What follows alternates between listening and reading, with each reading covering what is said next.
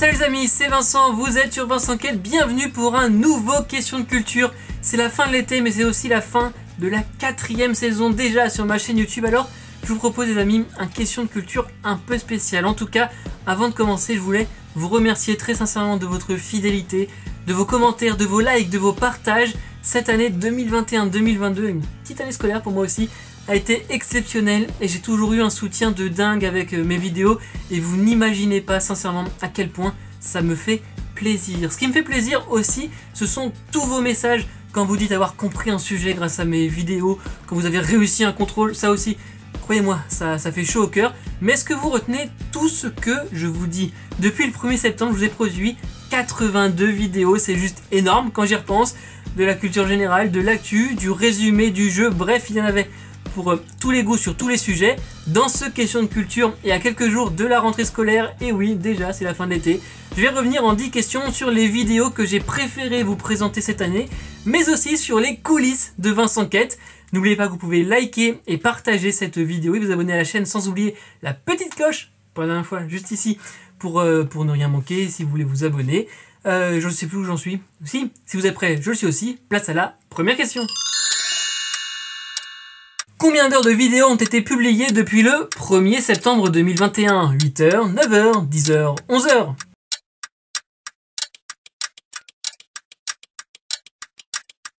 Wow. C'est un record en une saison pour moi, 82 vidéos pour un total d'environ 11 heures de contenu, c'est énorme, c'est une première sur Vincent Quête. On va voir avec la question d'après le temps que ça me prend à peu près pour vous préparer tout ça.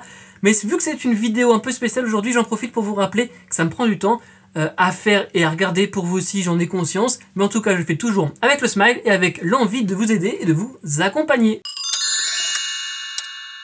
Combien de temps me faut-il pour produire une vidéo de A à Z? 4-5 heures, 5-6 heures, 7-8 heures, 8-9 heures.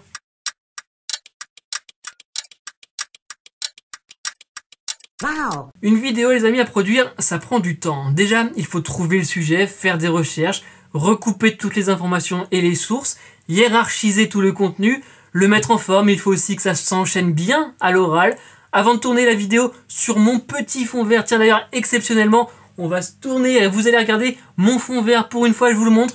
Car non, je ne suis pas dans un joli petit studio TV tout bien apprêté, même si j'adore mon fond vert et que j'adore venir tourner mes vidéos ici. Bref, dans le processus de création, ensuite il y a le montage, rajouter tous les éléments à l'image, puis la diffusion. Au total, faire une vidéo, ça me prend environ 5-6 heures. Je vous avoue qu'au début c'était beaucoup plus, depuis j'ai appris à aller un petit peu plus vite, notamment sur le montage. Et d'ailleurs ça se voit sur la qualité des vidéos. Au début, je ne savais pas monter, soyons très honnêtes. Ça peut vous paraître beaucoup ce temps-là pour produire, ou pas beaucoup, d'ailleurs en fonction. Je pense qu'il y a les deux camps chez vous, dites-le moi dans les commentaires. Mais en tout cas, c'est le temps nécessaire quand tu travailles tout seul, ce qui est mon cas ici sur ma chaîne YouTube. Quand a été publiée ma première vidéo sur la chaîne? En février 2018, en août 2018, en décembre 2018, en mai 2019. Wow. Ma première vidéo sur Vincent Quête, c'était un long format consacré à la situation de mon ancien lycée où les professeurs exerçaient leur droit de retrait à cause de l'amiante présente dans le bâtiment. Et ça, c'était en février 2018. Allez, pour l'autre date importante sur ma chaîne YouTube, mai 2019, car c'est le début d'une longue série. C'est à partir de ce moment-là que j'ai commencé à faire au moins une vidéo par semaine et 2 depuis quelques mois maintenant. Maintenant, les amis, si ça vous dit, on va voir si vous avez été bien attentifs aux vidéos que j'ai faites cette année avec la nouvelle question. Comment s'appelle le volcan espagnol entré en éruption cette année? Le Bandama, le volcan de Croscat, le volcan du Mont Sacopa, le Cumbre Vieja. Wow. J'ai même fait 2 vidéos sur cette actualité en Espagne, aux Canaries précisément. Plus de 80 jours d'éruption pour le Cumbre Vieja, c'est spectaculaire et dévastateur. 1200 hectares de terre sous les laves, jusqu'à 70 mètres d'épaisseur par endroit, 200 millions de mètres cubes de lave et de cendres qui ont été expulsés par 6 cratères différents. Le bilan économique, vous vous en doutez, est catastrophique, mais le bilan humain, lui, est exceptionnel. 0 mort et 0 blessé, et ça, il faut le noter. Quand a été couronnée la reine Elisabeth II? Le 20 novembre 1947, le 6 février 1952, le 2 juin 1953, le 6 avril 1955. Wow. Elle a fêté son jubilé de platine, c'est-à-dire 70 ans de règne, car Elisabeth II est devenue reine le 6 février 1952, à la mort de son père, le roi George VI, mais c'est le 2 juin 1953 qu'elle a été couronnée reine. Sur les deux autres dates importantes pour elle, évidemment, le 20 novembre 1947, c'est son mariage avec Philippe Mountbatten, qui est devenu le prince Philippe. Et enfin, le 6 avril 1955, c'est la démission de Churchill, un premier ministre qui a beaucoup compté pour elle. Combien les taxes représentent-elles dans le prix des carburants? Environ 50%, environ 60%, environ 65%, environ 70%. Wow. Très honnêtement, je savais que je vais faire une vidéo sur la hausse continue des prix des carburants. Finalement, je ne pensais pas qu'elle serait aussi importante avec l'évolution de la situation. On a vu des prix absolument incroyables. Mais pour cette question, je vous demandais la part des taxes dans ces prix des carburants. On est à environ 60% de taxes, plus précisément 56% pour le gazole et 58% pour le samplon 95. Avec combien de points l'Ukraine a-t-elle gagné l'Eurovision 2022? 524 points, 578 points, 603 points, 631 points. Wow. Oui les amis, je parle beaucoup d'Eurovision, j'essaye en fait de vous faire découvrir ce concours que j'apprécie tant. Et même si je n'ai pas fait de vidéo spéciale de débrief sur l'édition 2022, il est vrai qu'on aurait pu dire beaucoup. Et en premier, revenir sur la victoire de l'Ukraine avec 631 points dans le détail, 192 points des jurys nationaux et 439 points du public, c'est plus de 90% des points qu'il pouvait recevoir. Le public qui a donc massivement voté à travers l'Europe pour soutenir l'Ukraine en guerre, je le rappelle. Depuis quand est organisé le concours général agricole? 1870, 1890, 1910, 1930.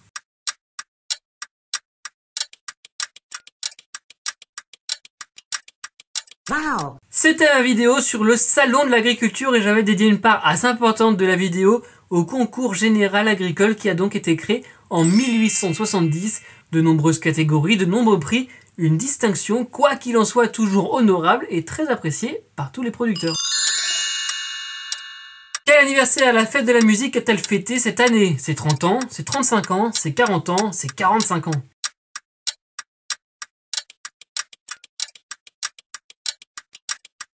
Wow. C'était le 21 juin dernier et je me souviens j'étais malade. Partout en France, les musiciens, amateurs et professionnels sortaient leurs instruments et les chanteurs sortaient leur voix pour profiter de cette journée qui fêtait donc ses 40 ans cette année. Elle avait été lancée en 1982 par Jack Lang, alors ministre de la Culture. Et depuis, cette fête de la musique s'est étendue à plus de 120 pays. C'est juste énorme. En quelle année est organisé le premier Tour de France cycliste? 1902, 1903, 1904 ou 1905?